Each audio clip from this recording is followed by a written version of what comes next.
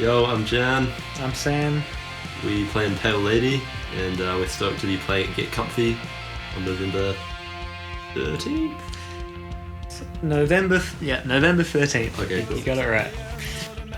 We're going to answer some questions about mental health that Connell put together, Connell and Ben. And the first one is... Now you gotta get out, take control of your world before it's upside down. I think mental health is hugely important. It's your mind's well-being, or even overall well-being, potentially.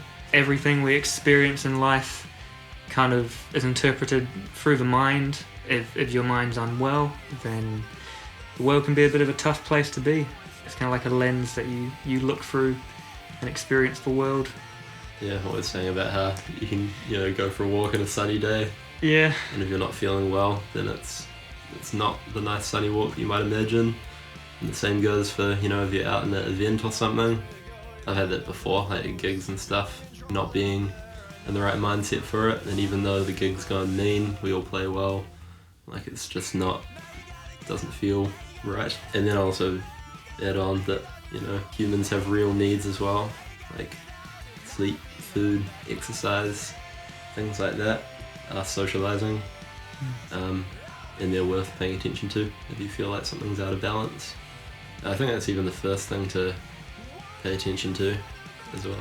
So, am I sleeping enough? Am I eating enough? Yeah, Yeah. Your physical health can have a major impact on your mental health, and vice versa, so they're both extremely important. Your mental health can affect all of that stuff, how you sleep, how you eat. And also, like, life just is challenging, I reckon. No one just has an easy life the entire way through, so there's always Yeah. a bit of dips along the way. So why not everyone support each other and be able to talk about it and help each other out?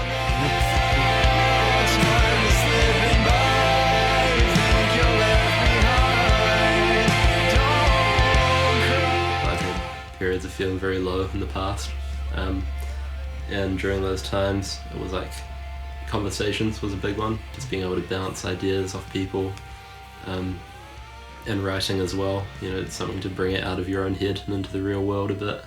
It's a way of processing it and articulating it in a way that you can understand a bit better, instead of just having a big cloud of unknown scary thoughts or daunting thoughts. I think the talking about it is really important. It can almost feel like the other person's kind of sharing the load a bit, sharing the burden, which can be super handy. And even in some cases, like you might talk to someone and it turns out that they're experiencing similar feelings, and then it really is like you two people are sort of sharing a similar thing. You feel like you're not going through it alone, which can be quite important. And also the whole idea, what we were saying before about kind of shortening your frame of concern as a way of dealing with mental health struggles, instead of thinking about the distant future. And there's so much worry associated with that, which isn't necessarily, it's not helpful really, unless it's critical deliberation about what you should do. But just bring it back to, what shall I do this week instead, or what shall I do today? What do I need? Yeah, these long-term goals can be beneficial to some people. You can set one and just go for it, and that works for some. But it can also be super overwhelming, which is not good. And so maybe in those circumstances, it'd be good to just sort of take a step back and just have a think. Or even just a little break, some time to kind of change it up a little bit and not let those kind of long-term goals overwhelm you. Live in the present for a bit, I guess is kind of what you were saying. I feel like at least just trying to bring yourself into the present and address what's actually in front of you, paying attention to that can actually be quite relieving and bring you out of that state of thinking about the future so much. But if you are thinking about the future, maybe being optimistic would be a good view on just looking forward, because you could look forward a bit further, but thinking in the ways it could get better, or it doesn't have to stay like how it is now. If now isn't working, there's always a way to improve it. It's a good mindset to have. Yeah, even in real small increments.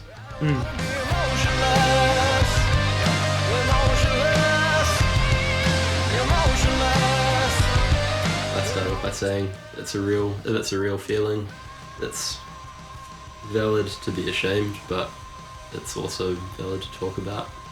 if you're pretending it's not real or you're too scared to hide it from someone, it's like you can understand why someone want to do that. But if your options are keep it to yourself or share it, I think share it is the better option. Yeah, and it's totally understandable to be to have these feelings towards mental health and talking about it. It's a hard thing to talk about, which is why this whole thing exists. Get Comfy as a thing now, because people need to talk about it. And yeah, like you don't need to feel ashamed about it. But I think that whole thing about just having a conversation, starting it, even if it's just a little bit, just, you know. Yeah, doesn't have to immediately be 2 hours long, like deep and meaningful. Like No. the whole thing. Yeah. Even just like a little catch up. Yeah. I'm not doing well. Go from there. Maybe it's time. Well, music's pretty important to me as a musician. It's a pretty big part of my life. And in terms of mental health, I reckon it can be pretty important as well. It's something that can change how you're feeling day to day, or you know, if you have a song that you really love and you're feeling down, maybe you can listen to it. It might change your mood. But it's definitely something like, you know, if I've been having a rough time or something, there's a few songs I can chuck it on. I just know I'll feel a little bit better, even if it's just a little bit. Something that can kind of change how you feel. For me, it's always like heavy stuff, I reckon. Yeah. Like I listen to really like heavy ass music. It's like therapeutic. Yeah. Yeah. There's also the whole creative outlet thing. Like, Yeah. I reckon just engaging the creative part of your brain can be. Well, I feel like I need it sometimes. Yeah. Go without making music for too long. No good. There's also like a way of connecting with people too, like you were saying, whether that's jamming or collaborating, or even just like attending the same concert or something. Yeah. I was talking to Ben about this the other day actually, the difference between communicating with speech versus like sound and music. Just like how it's kind of mysterious and abstract that you can kind of convey all these different deeper things with it. It's real cool. Yeah, it's fully a different feeling when you're especially like improvising, like you're jamming with someone, you're just making it up on the spot. Yeah. And you're literally having like a conversation. Like, I feel like we've definitely had some jams where we're just, I don't know, it is like a back and forth kind of thing. Yeah. There's ups and downs, and goes on a little journey. Yeah. And we don't know what each other were talking about, but it felt pretty good at the time. So.